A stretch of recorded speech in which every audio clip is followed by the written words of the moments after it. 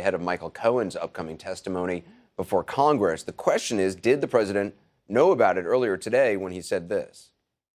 Are you concerned about Michael Cohen's testimony before Congress this week? Mr. President, are you still considering lawyer-client, but, he's taking his own chances. Fairly nonchalant, all things considered, especially given that this next story crosses his red lines. It landed late today in the New York Times.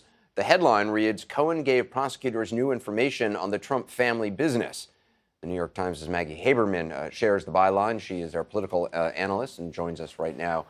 So, Maggie, talk about your new reporting that Michael Cohen offered up to federal prosecutors in New York. Do we know how detailed it got, or what do we know about it?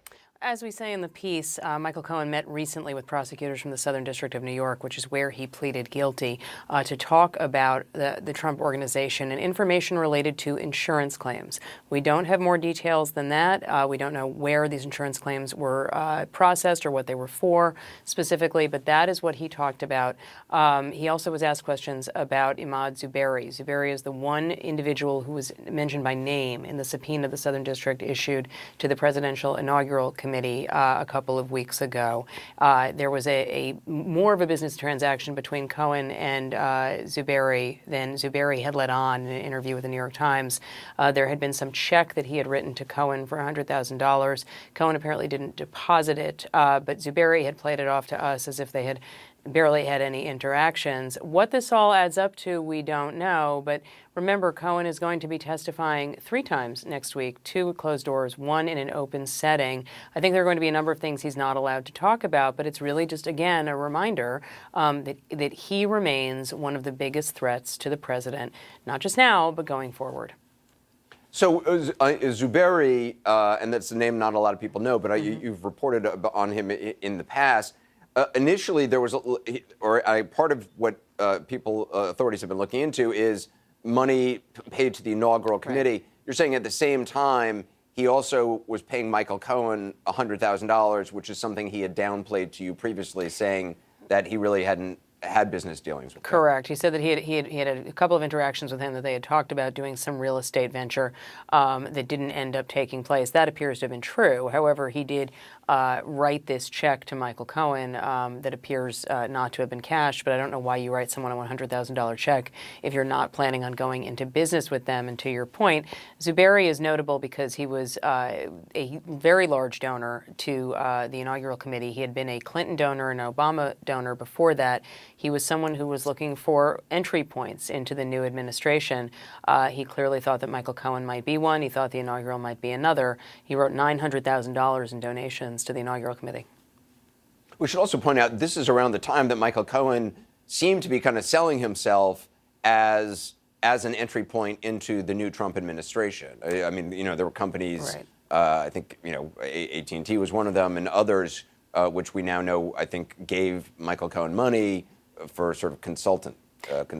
There were a lot of companies that I think were looking to that had absolutely no connection to Trump or his orbit, and that were trying to understand the new White House. And I think that Michael Cohen became somebody who folks went into business with for that purpose. But I think that, again, we don't know the full scope of everything that he talked about with the prosecutors. But he clearly did not simply, stick to what we have heard before, which is about hush money payments to women who had claimed to have had affairs with President Trump.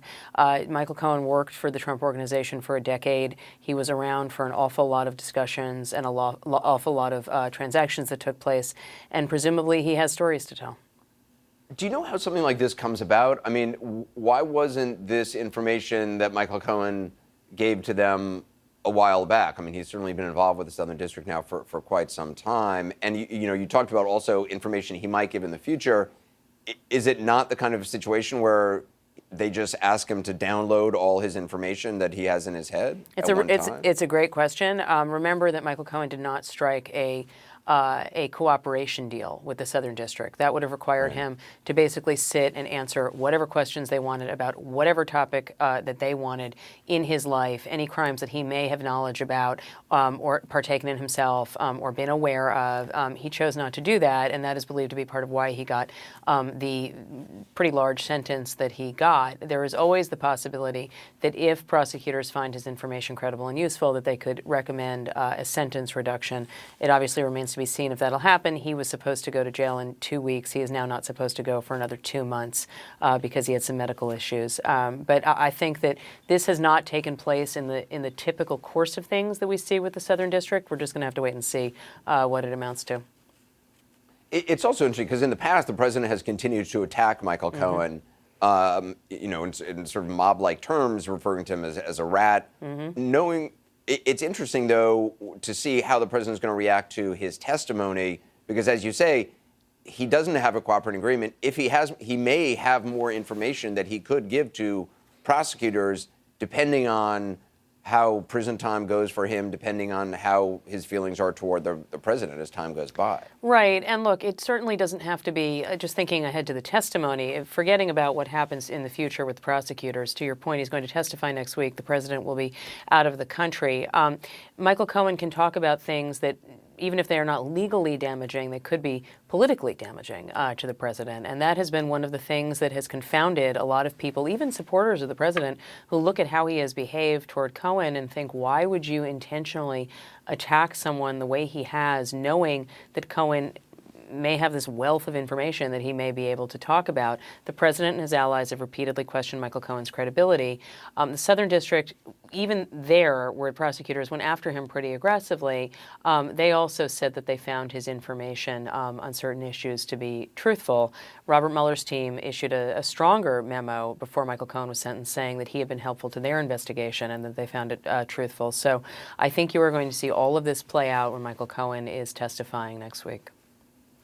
Just very briefly, and you may not know the answer to this because it may not be known. Do we know, is Michael Cohen meeting in advance with, staffers on Capitol Hill in advance of his testimony? Because oftentimes politicians like to do that because it can help them hone their questions.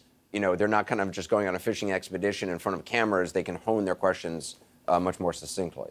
We don't know the answer to that. I would assume that there's going to be some insight, at least among Democrats, about what Michael Cohen, what areas generally he might be touching on. But it's not clear at all how much advance prep there's going to be. It's not clear how much time everybody's going to get.